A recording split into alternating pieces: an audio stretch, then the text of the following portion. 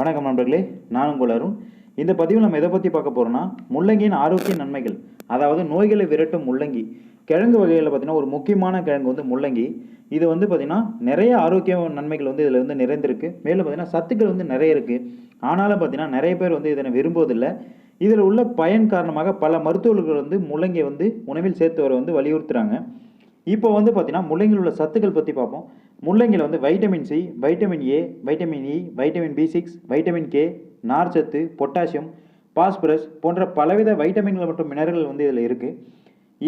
இதை வந்து நம்ம உணவில் சேர்த்து வந்தால் நமக்கு வந்து நிறைய நன்மைகள் கிடைக்கும். இப்போ வந்து எந்த மாதிரியான நன்மைகள்லாம் வந்து நமக்கு கிடைக்கும்னு சொல்லிட்டு பார்ப்போம். முதல் பார்த்தீங்கன்னா சிறுநீரக நோய்கள் வந்து குணமாக்கும். அதாவது சிறுநீரகம் சார்ந்த பிரச்சனைக்கு வந்து முள்ளங்கி வந்து ஒரு மிகச்சிறந்த தீர்வாக வந்து அமையும்.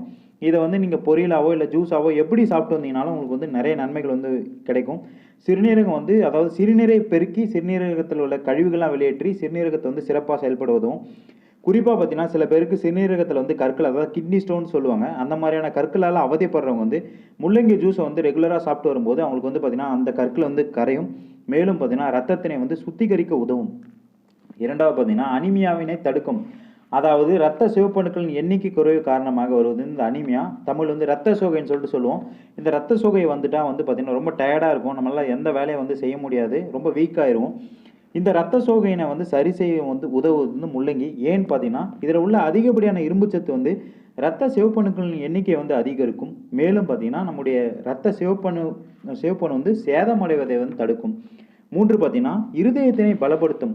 முள்ளங்கியில் பார்த்தீங்கன்னா இருதய ஆரோக்கியத்துக்கு தேவையான ஆந்தோசைன் சொல்லக்கூடிய ஆன்டி இன்ஃப்ளமேட்டரி ப்ராப்பர்ட்டிஸ் வந்து அதிக அளவில் இருக்கிறதுனால இதை வந்து நம்ம சாப்பிட்டு வரும்போது, ரெகுலராக சாப்பிட்டு வரும்போது நம்முடைய இருதயத்தினை வந்து பாதுகாக்க உதவும். மேலும் பார்த்தீங்கன்னா அந்த இருதய தசைகள்லாம் வந்து வலிமையாக ஆக்க உதவும்.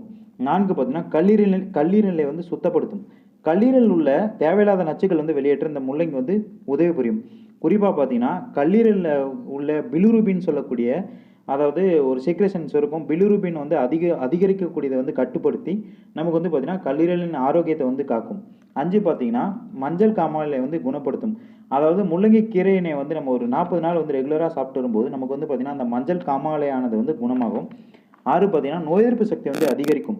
முள்ளங்கியை நம்ம சாப்பிட்டு வரும்போது நமக்கு வந்து நோய் எதிர்ப்பு சக்தியானது வந்து அதிகரிக்கும். ஏன்னு பார்த்தீங்கன்னா இதில் உள்ள அதிகப்படியான வைட்டமின் சி வந்து நமக்கு வந்து நோய் எதிர்ப்பு சக்தியினை வந்து அதிகரிக்க உதவும்.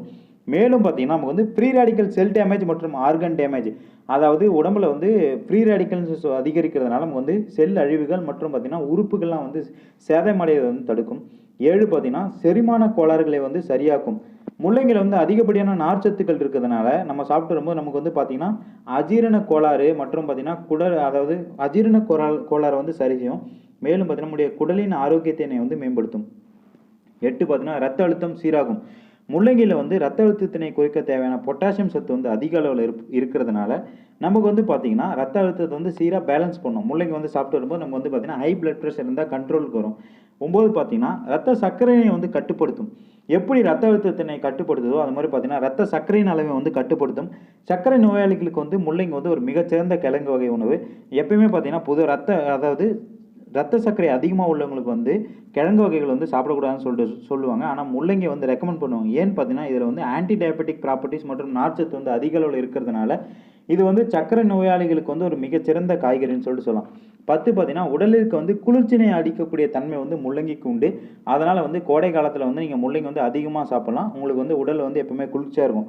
இந்த வீடியோ உங்களுக்கு பயனுள்ளதாக இருந்துச்சுன்னா நம்ம சேனல் வந்து சப்ஸ்கிரைப் பண்ணுங்கள், லைக் பண்ணுங்கள், ஷேர் பண்ணுங்கள். நன்றி, வணக்கம் நண்பர்களே.